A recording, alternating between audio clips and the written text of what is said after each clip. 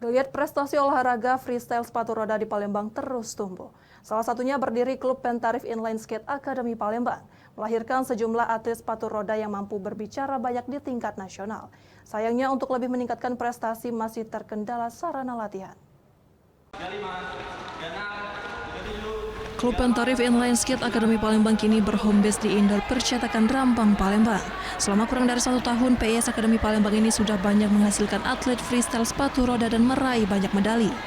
Di antaranya di event Lampung Open 2023, Bandung Open 2023, dan Cirebon 2024. Para atlet terlihat antusias berlatih yang dijadwalkan 3 kali seminggu. Pelatih PIS Academy Palembang mengatakan animo dan perkembangan freestyle sepatu roda di bumi Sriwijaya cukup tinggi. Terbukti setidaknya 200 anak sudah mengajukan pendaftaran. Namun sayangnya klub ini hanya bisa menampung 30 anak yang siap jadi atlet nasional. Hal ini tak lepas dari sarana latihan yang terbatas daya tampungnya.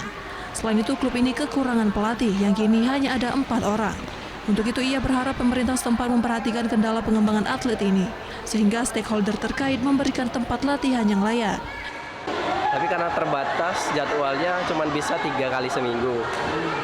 Terus sumber daya manusianya pelatih.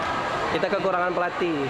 Jadi sampai saat ini kita baru ada 3 dan ada yang membantu juga, jadi 4 lah. Itu masih kurang. Di sisi lain, atlet freestyle sepatu roda mengaku tetap semangat karena mencintai cabur yang penuh tantangan ini. Mencari trik-triknya itu lumayan agak susah sih. Terus yang saya geluti sekarang itu speed slalom, di mana kayak lari sama kecepatan aja sih yang diperlukan.